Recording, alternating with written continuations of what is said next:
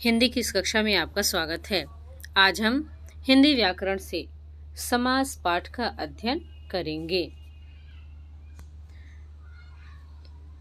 समास के तीसरे भाग में हम विभिन्न समासों में अंतर को समझेंगे। कर्मधारय समास तथा द्विगु समास, द्विगु समास तथा बहुव्रीहि समास। कर्मधारय तथा द्विगु समास में अंतर।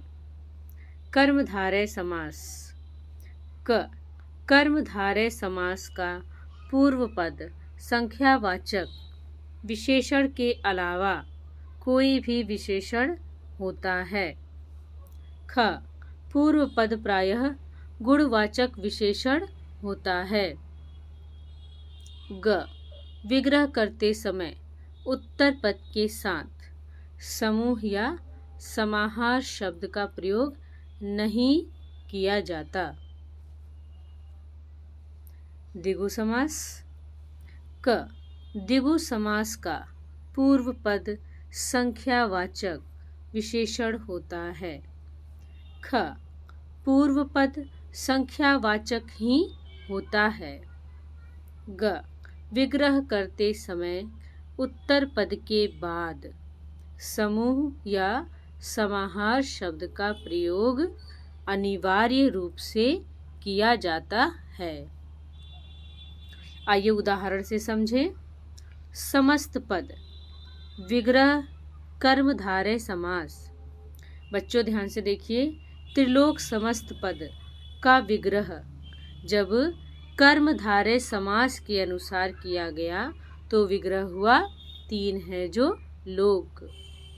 दूसरा समस्त पद चतुर्भुज को देखिए, जब इसका विग्रह कर्मधारय समास के अंतर्गत हुआ तो विग्रह हुआ चार हैं जो भुजाएं।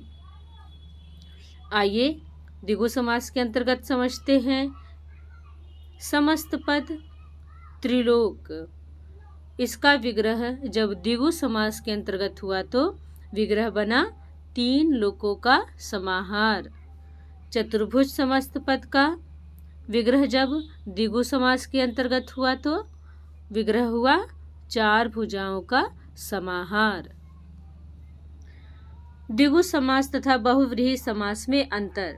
द्विगु समास का समस्त पद का पहला पद गौड़ होता है तथा उत्तर पद प्रधान।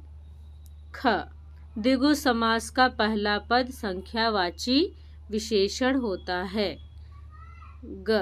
विग्रह करते समय उत्तर पद के साथ समूह या समाहार शब्द जोड़े जाते हैं।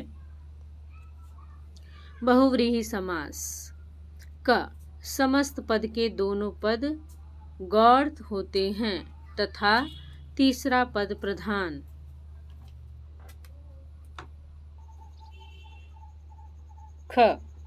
बहुव्रीहि समास में समस्त पद के दोनों पद मिलकर तीसरे पद की ओर संकेत करते हैं।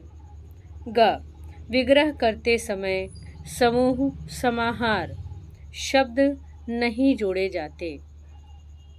आइए इसे उदाहरण से समझें। समस्त पद विग्रह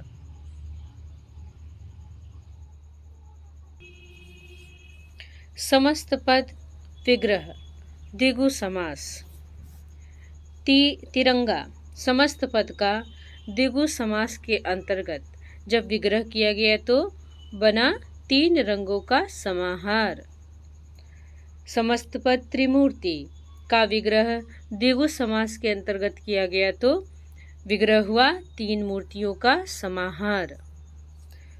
अब आइए बहुव्रीहि समास का उदाहरण देखें।